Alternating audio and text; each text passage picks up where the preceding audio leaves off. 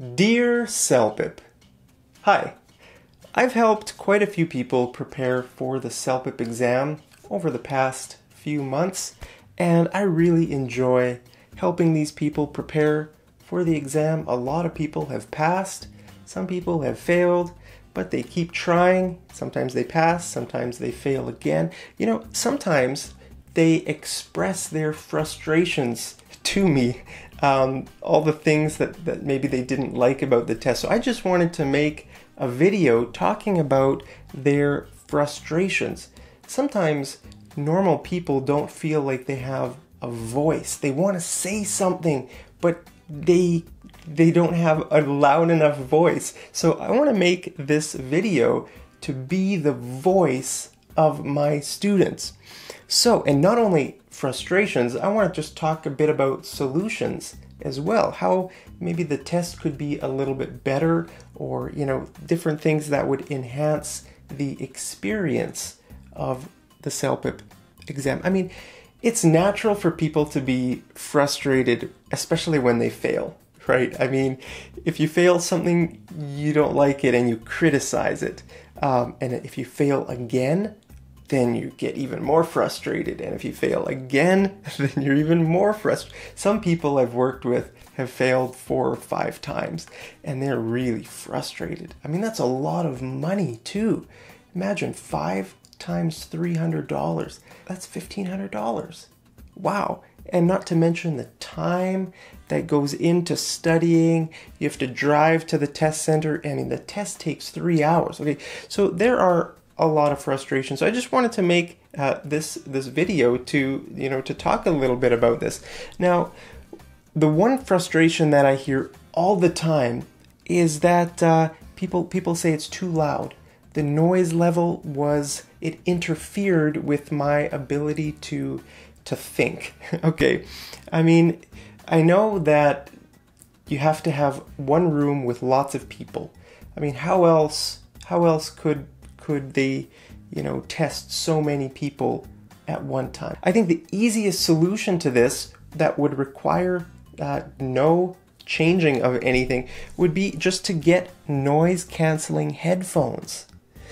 These headphones here, great headphones. They are like $29, I think. I'll put the link to these on Amazon right down there in the description.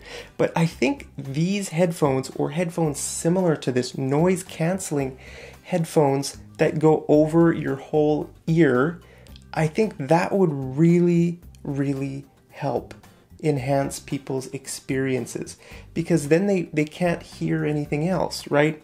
It blocks out all the sound. It's almost like you're in your own private world.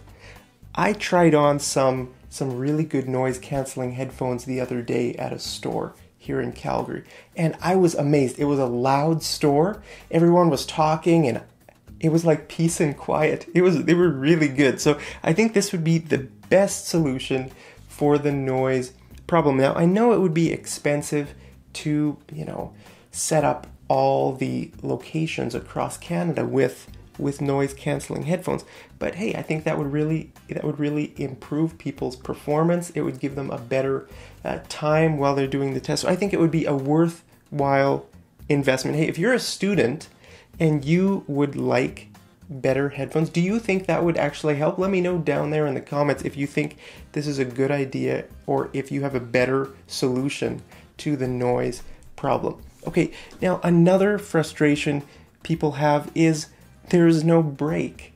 I mean, it's a very long test, over 3 hours, where you just have to be sitting there looking at a screen, racking your brain. Racking your brain means you're trying to think very hard about the answers. You have a time limit, so it's stressful. Okay, there's no break. Now, some people have said there should be a break, just like on the TOEFL exam. Okay, on the TOEFL exam, you get a 10-minute break.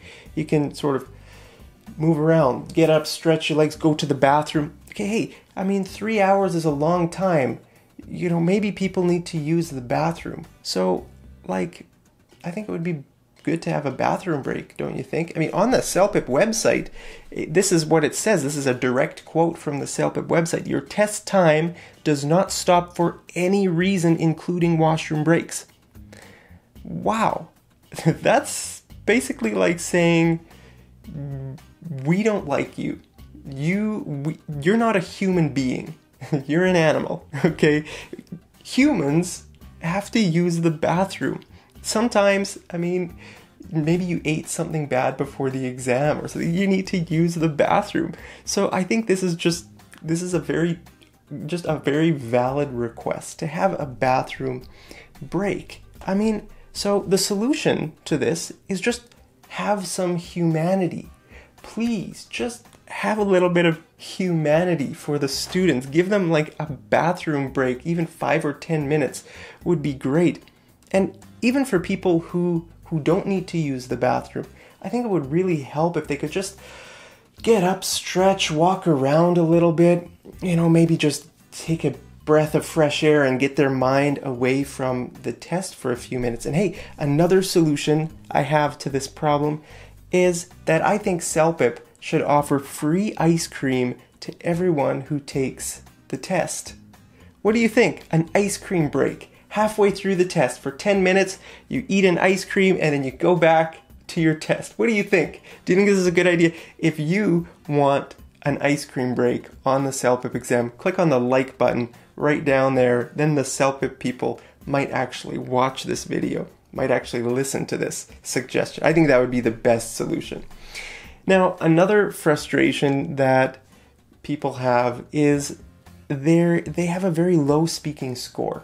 They get their score back and their speaking score is the lowest. Almost all the time, the speaking score is the lowest.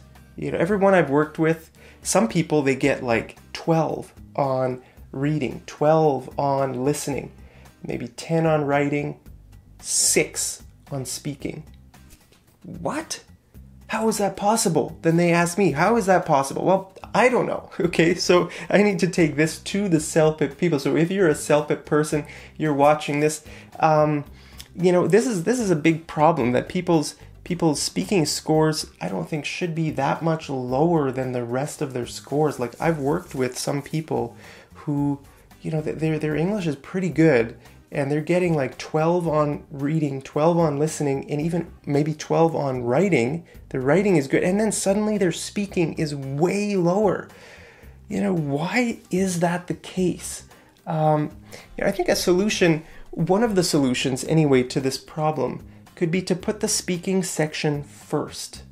Right now, the way the CELPIP is, the speaking is at the very end, and by that time, your brain is already fried, right? So, to try to think about speaking, I think it would be better to put it at the beginning. And I've asked some of my students as well, do you think it would help if the speaking test was at the beginning of the exam? And they say yes. But I haven't asked all my students. Tell me what you think. Do you think your score would improve if you had the speaking first? What would be the best order for you to get the highest score? Speaking, listening, reading, writing. How would you categorize it if you could choose? Personally, if I could choose, I think I would do speaking, then probably writing, then listening, then reading. Yeah, maybe so speaking, listening, writing, reading. I don't know, the middle two. But I think I would put reading last and I would put speaking first. I think that would give me the best score. But let me know what your order would be down there. Now, here's another frustration. People want more clarity on the speaking score.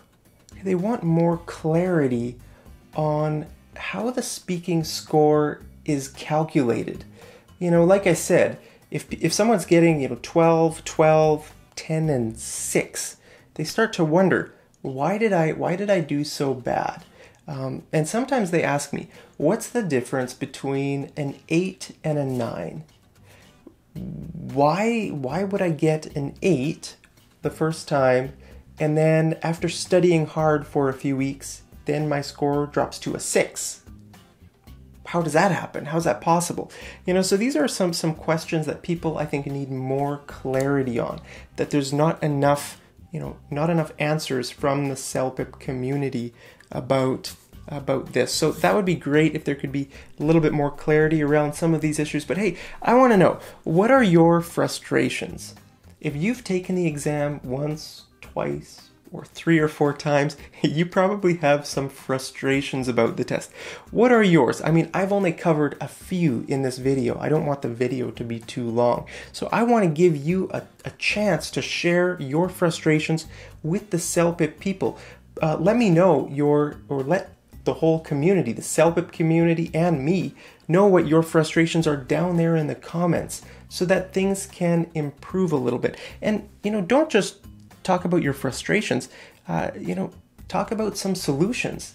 How do you think it could be better for other people in the future who are taking this test? And, make sure you're respectful in your comments down there, because the CELPIP people are probably just normal people like you and me. I mean, I've never actually met any CELPIP people. Maybe they're all terrible people. I don't know. But they're probably just normal people like me and you. So be respectful in your comments, but be honest too. What are your frustrations? So let us know down there in the comments, and I'll see you over in the next episode of Mad English TV. Take care.